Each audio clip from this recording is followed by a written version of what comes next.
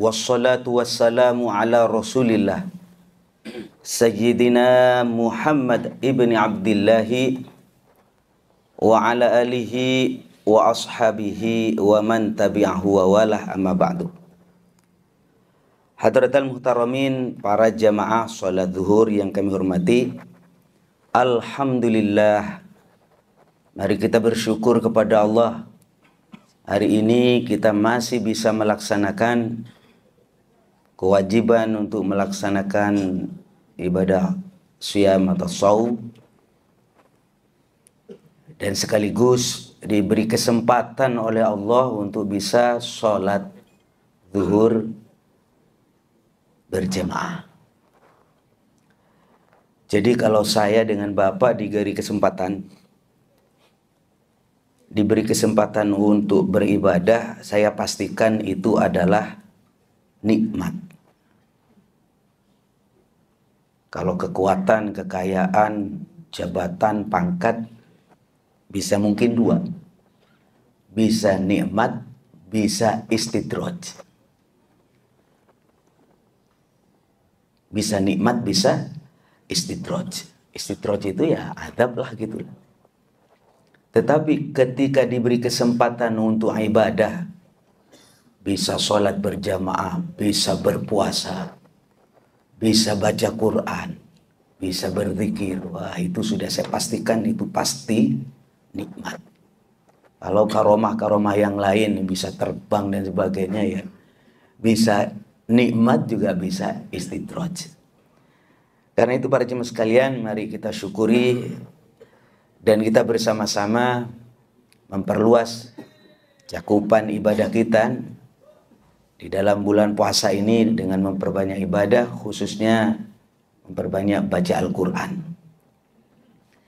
Para jemaah sekalian, Ramadan dikenal dengan Syahrul Quran, bulan Al-Quran, karena Syahrul Ramadan alladzi unzila fihil Quran. Bulan Ramadan adalah bulan di mana Al-Quran diturunkan. Makanya para jemaah sekalian, Al-Fakir, saya berupaya walaupun ilmu saya sedikit, saya akan menjelaskan sedikit tentang mukjizat Al-Quran, kehebatan Al-Quran, kesaktian Al-Quran, begitu kalau bahasa kampungnya. Apa mukjizat itu para jemaah sekalian? Saya kutip dari kitab Al-Itqan fi Ulumil Quran. Mukjizat itu adalah amrun kharikun lil adah. Jadi sebuah peristiwa atau sesuatu di luar nalar manusia, di luar hal yang biasa, di mana menjadi tanda bagi seorang rasul. Kalau saya misalnya disebut Kiai Misbah ini pengurus MUI, Majelis Ulama Indonesia Pusat, apa tandanya? SK, kan begitu kan? Seorang rasul akan disebut rasul kalau dia punya mukjizat. Kalau kiai nggak ada mukjizatnya, nggak ada karomah, nggak ada hal-hal yang khusus lah yang menentukan ini orang baik. Tapi kalau seorang rasul harus ada mukjizat. Masing-masing para nabi, para rasul itu punya mukjizat. Seperti Nabi Musa kita kenal punya mukjizat tongkat. Nabi Isa bisa menghidupkan orang mati biidznillah. Nabi Ibrahim dibakar hidup-hidup, tidak hangus, dan seterusnya. Ini di mana makrunun bitahaddi, di mana mukjizat itu bersamaan dengan pengakuan. Saya Rasul. Apa buktinya? Ini. Dan salimun minal mu'aradah. Dia itu selamat dari orang yang melawan. Artinya tidak bisa dilawan. Tidak bisa dilawan. Makanya para jemaah sekalian, dari sekian mukjizat-mukjizat yang ada itu tidak ada satupun yang bisa dikalahkan. Kalau bisa dikalahkan bukan mukjizat namanya. Dari sekian mukjizat-mukjizat yang hebat itu ada satu mukjizat namanya Al-Quran. Wahia imma hissiyatun wa imma aqliyatun. Mukjizat itu ada yang bisa dipegang, bisa dilihat, bisa dipandang dengan panca indera. Ada juga ada mukjizat yang bentuknya akliyah, dengan logika, dengan akal. Wa aktsaru mu'jizati Bani Israil kanat hissiyatan. Mayoritas mukjizat yang turun kepada Bani Israel, Nabi Musa ke Bani Israel, Nabi Isa ke Bani Israel, kanat hissiyatan. Semua itu bentuknya bisa dipegang, bisa dilihat. Contoh Nabi Musa, contoh Nabi Isa, Nabi Ibrahim, bisa dilihat. Wa aktsar mukjizati hadhil ummat aqliyatan. Dan mayoritas mukjizat yang terjadi kepada umat Nabi Muhammad SAW itu mayoritas itu melalui logika dan cara berpikir. Karena apa para jemaah sekalian? Kalau umat terdahulu itu akalnya nggak secerdas umat Nabi Muhammad SAW. Kalau Anda bisa lihat sendiri bagaimana Al-Quran. Di sini diketerangkan wa mu'jizatul Quran tusyahidu bil basirah. Mukjizat Al-Quran bisa dirasakan dengan mata hati, dengan akal. Fayakunu mayatbahu li ajli aksar. Dan orang yang mengikuti terhadap Al-Quran lebih banyak daripada mukjizat-mukjizat yang pernah ditampilkan oleh para nabi, para rasul terlebih dahulu. Maka umatnya Nabi Muhammad paling banyak sampai hari ini.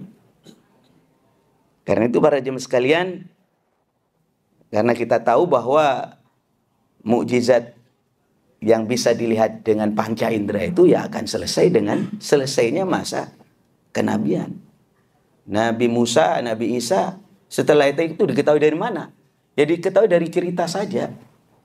Tapi kalau Al-Quran 1400 tahun yang lalu turun kepada Nabi Muhammad SAW, sampai hari ini dirasakan i'jaznya, kehebatannya.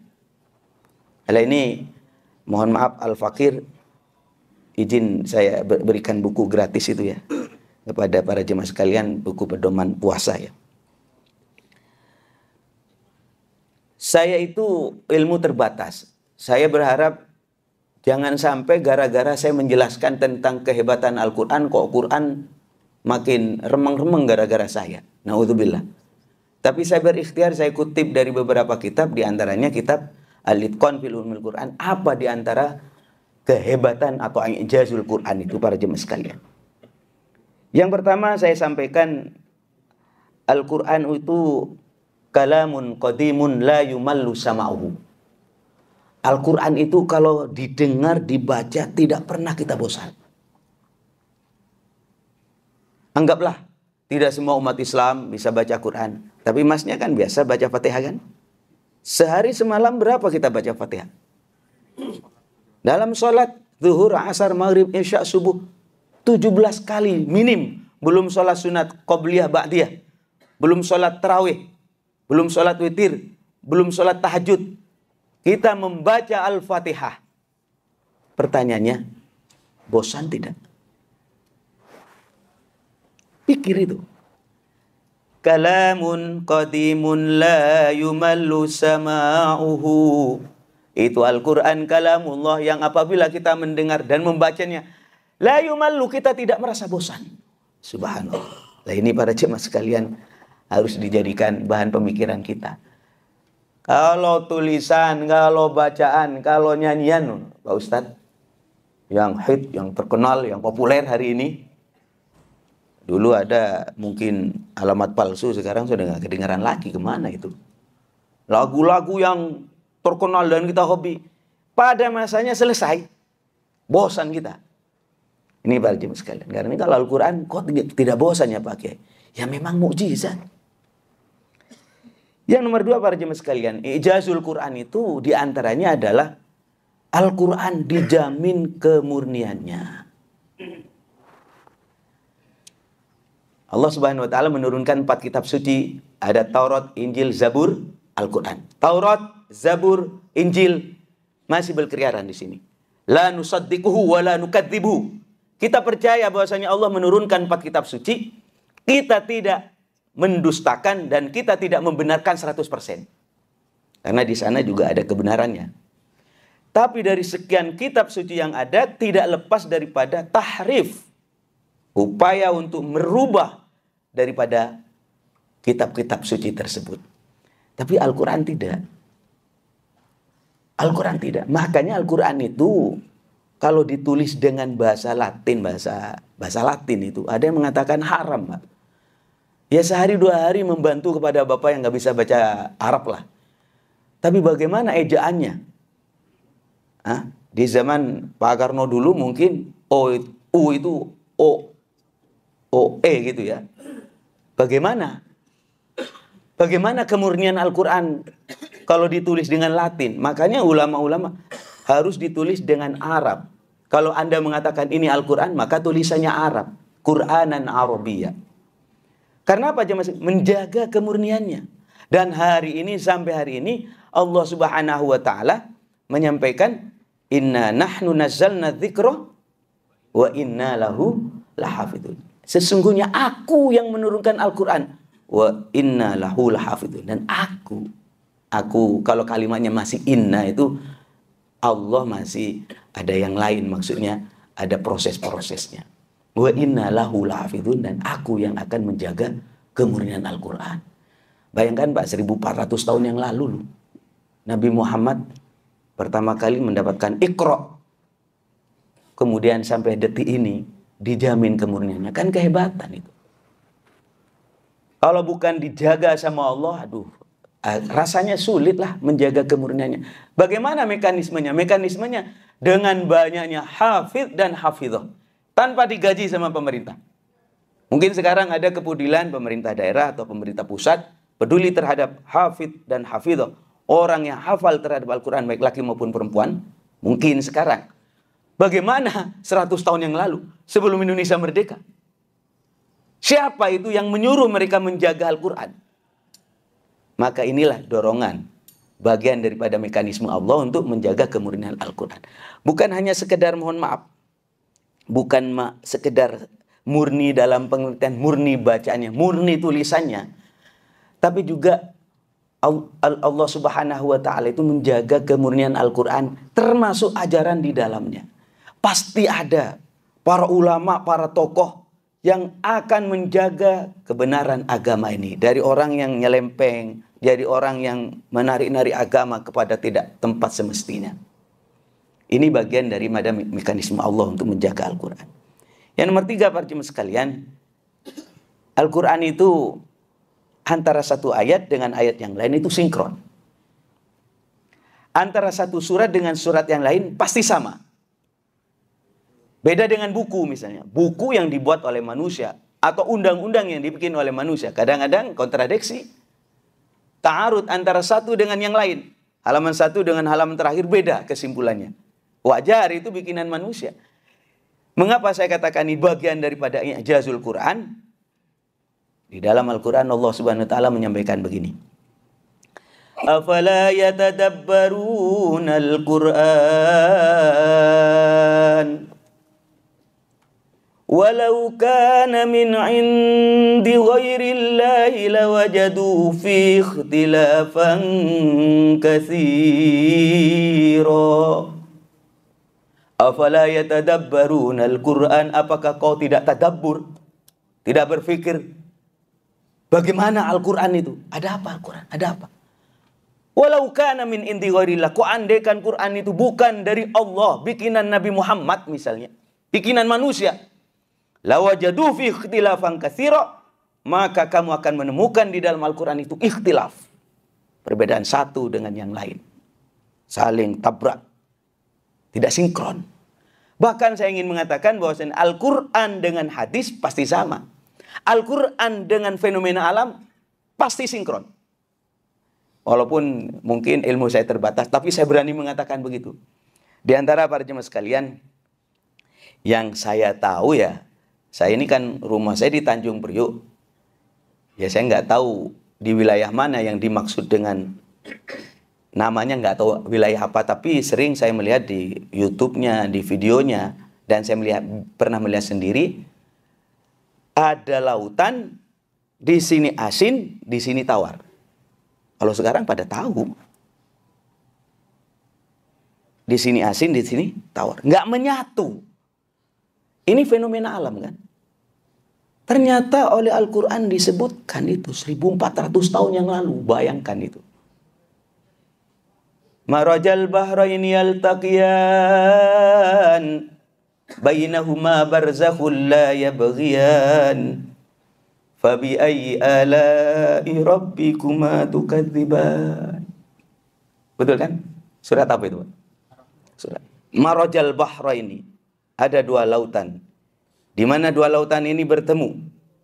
Yaltaqiyan, bersatu begitu, bertemu.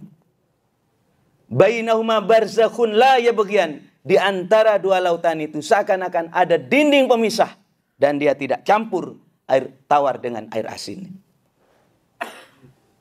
Saudara-saudara sekalian, bayangkan ini. Kok andaikan pernyataan ini tidak sesuai dengan realitas hari ini? Percuma kita percaya pada Quran. Nggak ada Quran itu dipercaya sama kita. Apa-apa. Quran apa? Nggak dipercaya sama orang. Bahkan saudara-saudara sekalian ada fenomena ini. Ada di dalam laut itu. Di dalam lautan itu ada api yang menyala. Ada api yang menyala di dalam dasar laut itu. Itu diungkapkan di dalam Al-Quran. Nah ini para jemaah sekalian. Sehingga saya mengatakan Quran antar satu ayat dengan ayat yang lain. Ayat satu dengan ayat yang lain. Surat satu dengan surat yang lain. Bahkan ayat Quran, Al-Quran dengan hadis, Al-Quran dengan fenomena alam sinkron. Apalagi pakai? Ya banyak lah, banyak. Kalau saya ceritakan banyak. Ada hal yang menarik juga, misalnya Al-Quran itu sampai detik ini tidak ada yang bisa menandingi kehebatan, keindahan sastranya, ya, kekekalannya. Malah ditantang sama Al-Quran itu. Dalam Al-Quran misalnya, wa in kuntum fi raibim mimma nazzalna ala abdina fa'tu bi suratin min misli wada'u syuhada'akum min dunillahi in kuntum sadiqin. Wa in kuntum, dan apabila kamu sekalian fi raibin, kamu masih ragu, benar enggak ya Al-Quran dari Allah? Jangan-jangan bikinin manusia. Kalau kamu ragu, fa'tu bi suratin min misli, coba datangkan satu surat saja. Jangan satu Quran, satu surat itu minim 3 ayat. Inna a'tainakal kautsar, fasholli li rabbika wanhar. Inna syani'aka huwal abtar. 3 ayat. Tantangan ini 1400 tahun yang lalu ditantang oleh Al-Quran kepada siapapun. Wada'u syuhada'akum, jangan sendirian, ajak temanmu. Min dunillahi in kuntum shadiqin, selain Allah ya. In kuntum shadiqin, apabila kamu merasa benar. Ya sampai hari ini nggak ada. Maka para jemaah sekalian, dari sekian inilah, kalau saya ceritakan tentu banyak, nggak bakalan selesai ya. Karena saya ilmu terbatas, paling tidak menjadi kesadaran kita bersama. Al-Quran yang mana Pak Kiai? Ya Al-Quran ini. Ini. Yang dikatakan kalamullah ini. Ada yang bertanya, kalamullah itu yang mana yang diturunkan itu? Kan prosesnya itu, Al-Quran itu diturunkan ke Lauhil Mahfudz, itu jumlatan wahidah, langsung. Turun ke langit dunia, kemudian turun kepada Nabi Muhammad, itu prosesnya. Kalau turun kepada Nabi Muhammad itu sesuai dengan kebutuhan-kebutuhan yang ada pada saat itu. Tapi secara keseluruhan fi Lauhil Mahfudz itu, yang dikatakan inna anzalnahu fi lailatul qadar. Ini pembahasan yang selanjutnya para jemaah sekalian. Tapi ala kulli hal, ayo kita bersama-sama semangat untuk menghidupkan bulan Ramadan ini dengan Al-Quran. Saya tidak bisa menghindari namanya HP hari ini. Tapi pesan saya kurangi. Almarhum Syekh Ali Jabir, beliau orang Saudi, tapi saya ada satu hal yang nyangkut dan menjadi ilmu untuk saya. Beliau mengatakan selama bulan Ramadan saya taruh HP saya. Mungkin ada yang pegang ya. Jadi hari-harinya nggak mainan HP, nggak mainan TikTok, nggak mainan Facebook, taruh dia. Kenapa? Ini mengganggu saya, kata beliau. Dan ini ilmu walaupun 1 kalimat, 2 kalimat, meresap ke dalam hati saya dan saya amalkan. Kurangi Pak. Apalagi komen-komen yang nggak jelas, yang mungkin sekedar ngasih jempol kebalik ya. Ada satu komen, Bapak komentari begini saja, itu berapa orang yang tersakiti kalau Anda komen di satu grup. Waktu saya membaca Quran dulu, al-yauma nakhtimu ala afwahim wa tukallimuna aydihim wa tashhadu arjuluhum bima kanu yaksibun. Dulu saya membaca ayat ini merasa aneh ya. Masa iya di dalam Al-Quran disebutkan besok di akhirat yang berbicara itu adalah tangan kita, mulut kita dikunci. Masa iya tangan berbicara? Masa iya? Lah, gak usah nunggu akhirat. Hari ini, detik ini, hari-hari kita ngomong dengan tangan kita. Karena itu, selain saya ingatkan, jaga lisan kita, jaga lisanmu, sekarang saya tambah, jaga jemarimu. Ya. Dan tolong jaga kesuksesan kita selama di bulan Ramadan ini, para jemaah. Saya selalu mengingatkan, minim di bulan Ramadan ini sukses 5 hal ya. Puasanya sukses ya. Kemudian apa lagi? Tarawihnya sukses. Jangan ada yang kosong. Kemudian Al-Qur'annya usahakan hatam. Usahakan hatam.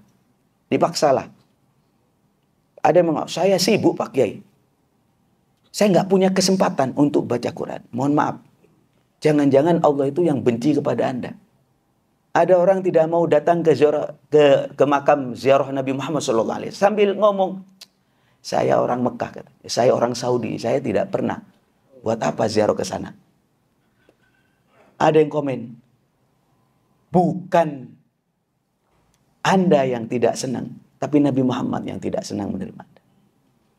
Jangan-jangan kita yang malas membaca Al-Quran. Bukan kita yang malas, Allah malas. Na'udzubillah. Kitab sucinya dibaca oleh kita. Dan itu ayo ikhtiarkan, hatam. Kemudian sukses Lailatul Qadarnya. Lailatul Qadar. Kapan itu pakai? Nggak ada yang tahu itu ya. Nggak ada yang tahu.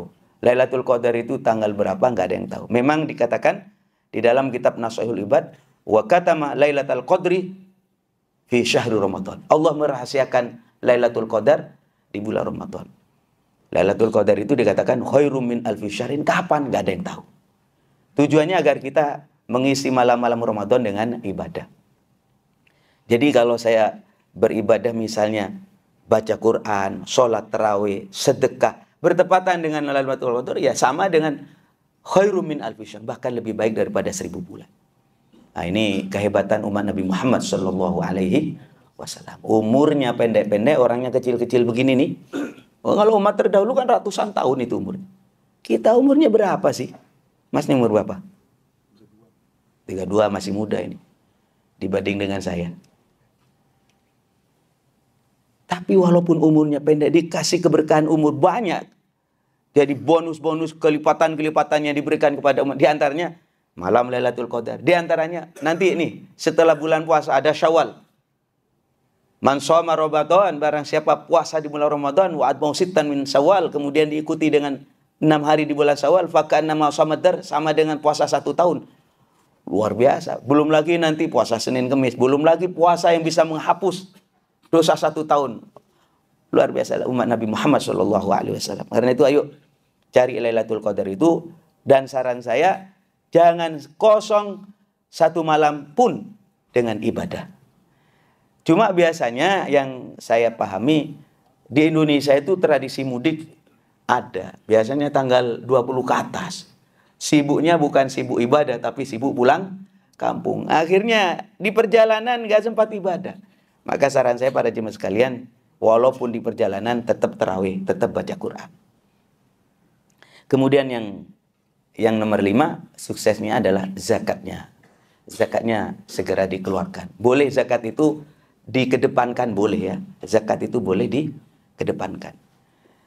Para jemaah sekalian, pada kesempatan kali ini saya ingin menekankan kembali lagi, ayo jaga kemuliaan bulan Ramadan ini dengan memperbanyak baca Al-Quran di antaranya.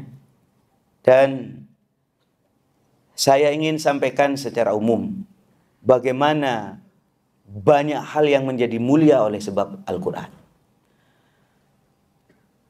Malaikat Jibril dengan sebab Al-Quran menjadi mulia karena membawa Al-Quran kepada Nabi Muhammad SAW. Al-Quran diturunkan kepada Nabi Muhammad. Nabi Muhammad menjadi mulia dan menjadi nabi yang terbaik karena sebab Al-Quran diturunkan kepada Nabi Muhammad. Bulan Ramadan menjadi bulan yang mulia oleh sebab Al-Quran diturunkan di dalamnya. Lailatul Qadar menjadi malam yang terbaik karena di dalam Lailatul Qadar itu Al-Quran diturunkan.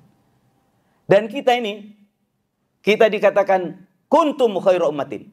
Anda semua itu menjadi umat yang terbaik karena di dalamnya ada Al-Quran.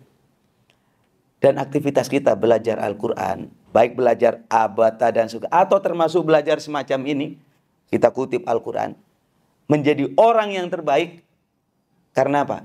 Karena barokah Al-Quran. Makanya Nabi Muhammad menyampaikan khairukum man ta'allamul Qur'an wa 'allamahu. Inilah para jemaah sekalian yang bisa saya sampaikan, mudah-mudahan ada guna dan manfaatnya untuk kita makin semangat beribadah di bulan Ramadan. Kalau boleh ada yang bisa bertanya silahkan, kalau tidak ada saya tutup. Biasanya ada pertanyaan nggak Ustaz? Berarti sudah paham semua ya? Atau pada lemes semua ini?